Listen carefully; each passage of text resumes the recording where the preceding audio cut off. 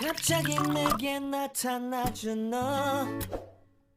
난 아무 말도 할 수가 없었지.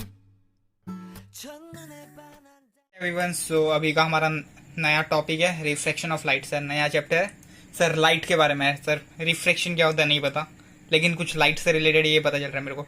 Sir light के बारे में हमने सर पहले ही क्या पढ़ा हुआ है सर 8th और 9th में। सर क्या पढ़ा हुआ है हमने? रिफ्लेक्शन पढ़ा है।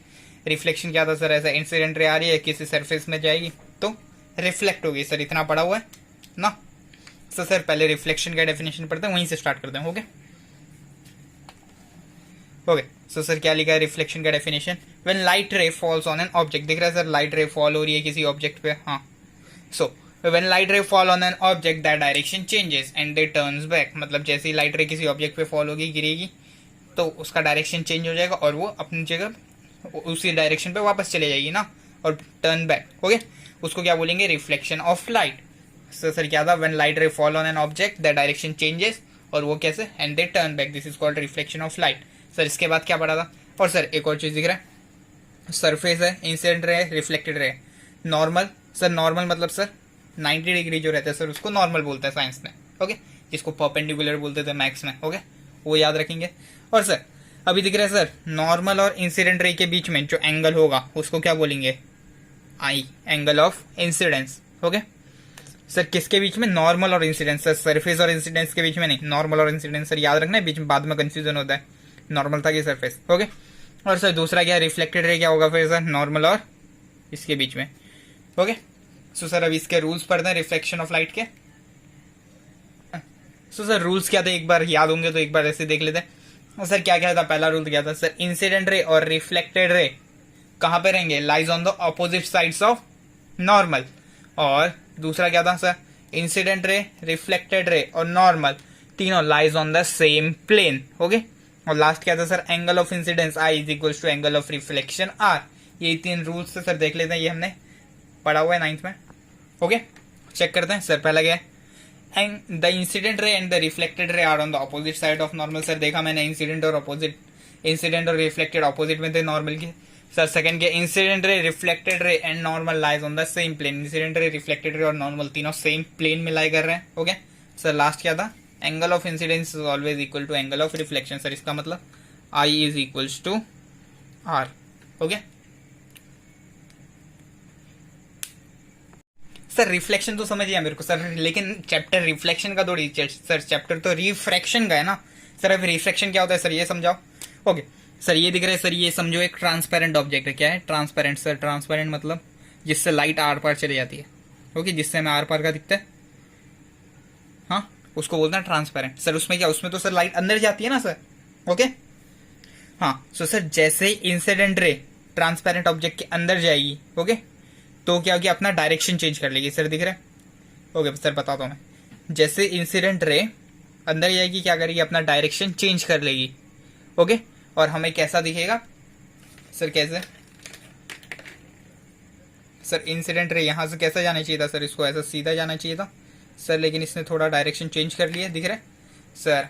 डायरेक्शन चेंज है, इसी चीज को हम लोग बोलेंगे refraction of light. Sir incident, sir definition पढ़ते हैं एक बार।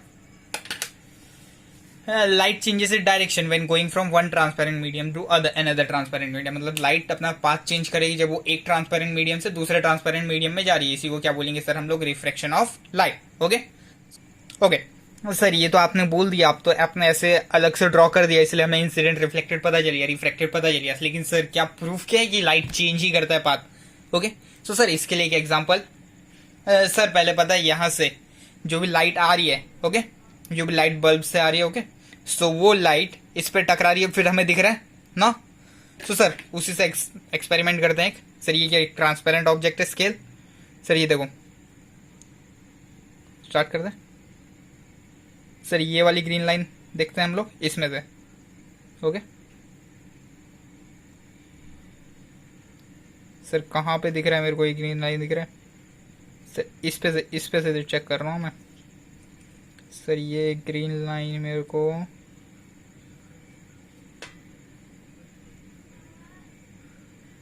यहाँ पर कहीं पे दिख रहा है। दिख रहा है सर? कितना डिफरेंस था सर? एक बार वापस सर ये दिख रहा है यहाँ पे मेरे को ग्रीन लाइन, नहीं ये दिखा। पर सर कितना डिफरेंस आ रहा है सर मेरे को इस यहाँ पे से कैसा दिख रहा है कि यहाँ पे वो जो लाइन जा रही है, लेकिन रियलिटी में वहाँ पे। ओके सो सर डेफिनेशन वापस से एक बार क्या था sir, light changes it direction while going from one transparent medium to another transparent medium. Sir इसी को बोलते हैं हम लोग refraction of light. Okay okay so अभी नेक्स्ट है ग्लास स्लैब का एक्सपेरिमेंट है सर, ये सबके स्कूल में ये एक्सपेरिमेंट होगा no doubt. Okay sir so अभी मेरे पास एपरेटस है नहीं पूरा, सो मैं बस ऐसे डायग्राम के थ्रू बताने की कोशिश करूंगा। ओके सर पहले क्या क्या है, ग्लास स्लैब है सर, समझो ये ट्रांसपेरेंट मीडियम जहाँ पे ये रेक्टेंगल दिख रहा है। ओके सर यहाँ पे से एक इंसिडेंट रे आएगी। सो सर ऐसे नॉर्मल बनाया मैंने सर, जैसे ही ये ग्लास में टकराएगी ना, ग्लास में जैसे ही टकराएगी तब कहाँ पे जाएगी ये, तब इसका थोड़ा सा डायरेक्शन चेंज होगा ना सर, फिर ग्लास के अंदर ही अंदर चल रहा है, अंदर चल रहा है। तो यहाँ पे जब बाहर निकलने के टाइम पे सर वापस से ग्लास से एयर में जाना है, तो सर वापस से एक ट्रांसपेरेंट मीडियम से दूसरे में जा रही, तो वापस से अपना मीडियम चेंज करेगी सर, यही चीज़ है। वापस से सर कैसे यार रे, पहले इंसिडेंट रे यहाँ पे था, यहाँ पे रिफ्रैक्ट हुआ सर, फिर वापस से ये ऐसे सीधे जा रहा था सर, यहाँ से वापस से रिफ्रैक्ट हुआ और अपना पाथ चेंज किया। सर इसने क्या किया फिर सर, जो पहले सीधा रे जा रहा था उसको ऐसे एक्सटेंड कर दिया और बताया कि ये दोनों पैरेलल हैं। समझा सर? सर जो ये पहले आया उसको क्या बोलते हैं, इंसिडेंट रे। सर ये जो है इसको क्या बोलेंगे, रिफ्रैक्टेड रे। और सर तीसरा जो रे है अभी उसको रिफ्रैक्टेड वापस से नहीं बोल सकते, तो क्या बोलेंगे, एमर्जेंट रे। ओके सर आई मतलब एंगल ऑफ इंसिडेंस, आर मतलब एंगल ऑफ रिफ्रैक्शन, सर ई मतलब एंगल ऑफ इमर्जेंट। सर यही चीज़ लिखा है, आई मतलब क्या था, एंगल ऑफ इंसिडेंस, आर मतलब एंगल ऑफ रिफ्रैक्शन, ई मतलब angle of emergent. Okay sir check कर लो, ये इसको ड्रॉ भी कर लेना है, कभी 2 मार्क्स के लिए पूछ सकते हैं पेपर में। सर नाउ लॉस क्या होंगे रिफ्रैक्शन के, मेरे को दिख रहा है रिफ्रैक्शन हो रहा है इसमें। सर रिफ्रैक्शन का लॉ क्या होगा सर, पहला सर इंसिडेंट रे और जो रिफ्रैक्टेड रे है ये दोनों ऑपोजिट है नॉर्मल के ना सर, एक नॉर्मल के इस साइड है, दूसरा इस साइड है, नॉर्मल तो 90।